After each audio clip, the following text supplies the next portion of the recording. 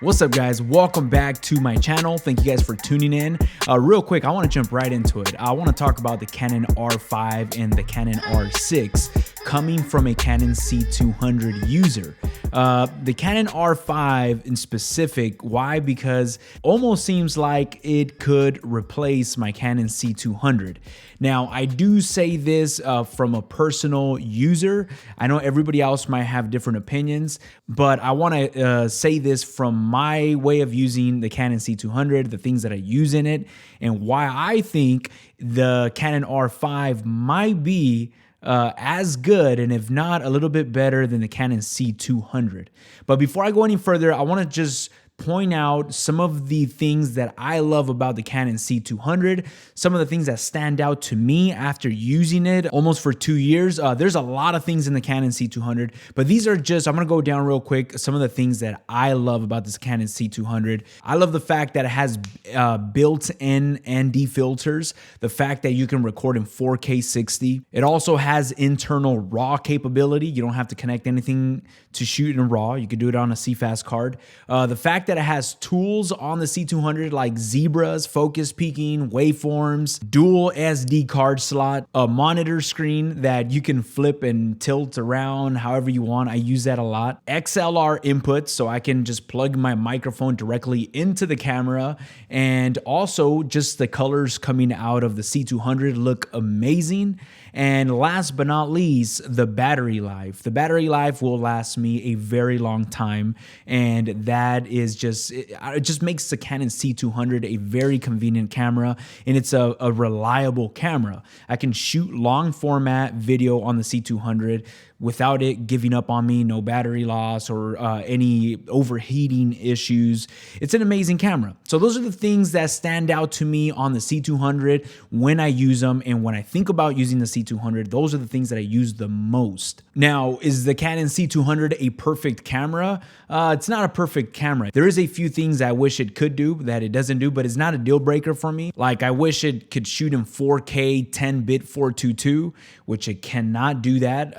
You could only shoot RAW or 4K and 8-bit. Another thing is the Canon C200, obviously it's a bigger camera, it's a cinema camera, so it weighs a lot more. So I've shot weddings with the C200, and trust me, after like 2, 3, 4 hours holding this camera, it does weigh down on you.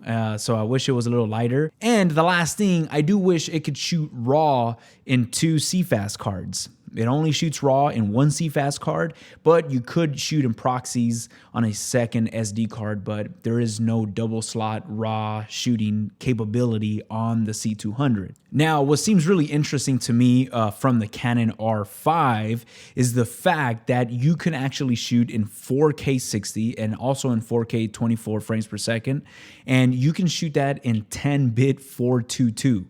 Which the Canon C200 still does not let you shoot in 10-bit 422 in the camera. I have no idea. I honestly don't think they're going to release an update. I really just feel like they're going to move forward with these new cameras that are coming out. But the Canon R5 lets you shoot RAW in 8K, and it also lets you shoot in 4K 10-bit 422, which the Canon C200 cannot do. So that actually surprises me, and that actually is very exciting about the Canon R5. Now, I know we haven't really seen much about the R5. We haven't really seen reviews on it yet. It's about to come out, so people will put it to its test. And I know there's a lot of overheating issues, which do kind of scare me, because one thing about the C200 that I love a lot is the fact that it's reliable, and you can shoot nonstop, and it's not gonna overheat on you. And now another thing is the built-in ND filters on the Canon C200. The Canon C200, the built-in ND filters come in handy, and I love the fact that it has built-in ND filters. I use them all the time, and they look amazing. Now, the Canon R, I'm actually using the EOS R right now. I also have the small built-in ND filter adapter that goes in before the lens. It works amazing. I always use that, and it almost works like if you have a cinema camera, you can pop that right in and just adjust your ND. Is it as good as the Canon C200 ND? No, it's not as good, but honestly, the drop-in ND filter on the Canon EOS R works really good. It's probably one of the best ND filters that I've used on a camera. Now, another thing, I want to talk about the fact that on the Canon C200, you cannot shoot RAW into CFast cards. It only has one slot for CFast, and that is an issue for me. That's something that I wish the C200 had a dual or CFast card slot, which the Canon R5 also, again, only gives you one CFast card. I'm not sure. Now, I'm not sure if they're going to let you record in proxy files on a second card or on your SD card just as backup. The reason why I'm bringing up this topic is because that is one, I ran into an issue recording in RAW on the Canon C200 once, where somehow, some way my files, when I imported them, they were corrupt files and I was not able to edit these files. That was an issue. Now, obviously going into the R5, it lets you shoot RAW in a CFast card, but I'm not sure if they're going to release an update later on where you can at least record proxies on a SD card. I'm not sure if they're going to let you do that or shoot RAW externally to an Atomos Ninja 5 just for backup. But it's still really interesting seeing all these updates coming out. Coming from the C200, I honestly feel like the R5 could be a replacement, at least for the way that I use the C200. I do feel like it could replace my C200. Now, I do not expect the R5 to be a perfect camera. I know a lot of people are talking about that it overheats. And one thing about me, I'm not going to be shooting in RAW nonstop. I'm not going to be shooting in 4K 60 nonstop. The way I've shot with the C200, I shoot in RAW on the C200, but I'm not shooting in RAW nonstop. Like, I choose my shots that I want to shoot in RAW. The other day we did a wedding, the whole entire wedding, of course, I did not shoot that in RAW. I specifically chose the shots that I was going to put in RAW, which were the outdoor with a lot of dynamic range, sunlight, landscape. We shot those in RAW. So at the end of the day, I brought home probably like 7 to 10 minutes worth of RAW footage. Pop that into my computer, I edited that, but the rest of my video was shot in 4K. So I'm not shooting in RAW nonstop with the C200, but it does come in handy, the fact that it gives me the option to shoot in RAW, because there is, like I mentioned, specific shots that you want to shoot in RAW to capture the most information that you can. And I love the fact that on the Canon R5, it's going to give you that flexibility. I know a lot of people are talking about like, man, are you even going to shoot in 8K? Could any computer handle 8K? I really don't pay attention to that side as much, because when I shoot in RAW and I edit RAW files on my iMac, I transcode those files into proxy files. So once I make those into proxy files, I don't have no issue. I can edit fast. I can just stack up different files on top of each other. I never have a problem as long as I turn my RAW files into proxy files.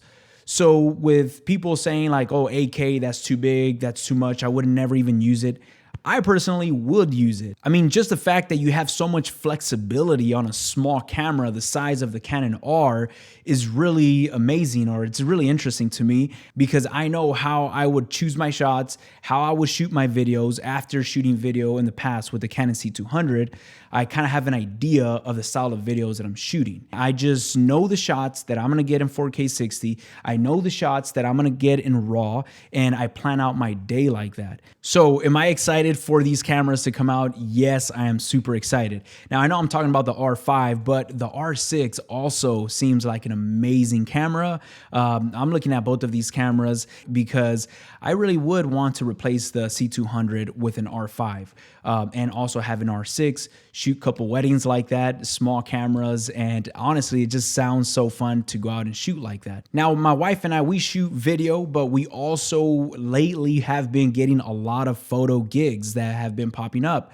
So obviously, I take out my Canon R and I do shoot a lot of photo gigs, and that comes in handy for me. If I just had the Canon C200, I would only be able to take on video projects. But just the fact that I can jump back and forth from video to photos, that makes it a lot better for us. So with the R5 and the R6, you already know it's gonna shoot amazing photos, not just giving you photos, but also giving you great video. And at the end of the day, I mean, I can say all these things about these cameras. We don't know. I've never used it. We've never tried it out. I just want to share with you guys my thoughts, my input, what I think about these cameras coming from the C200. Not only that, but I think the best part about shooting Canon is the fact that the colors look so good.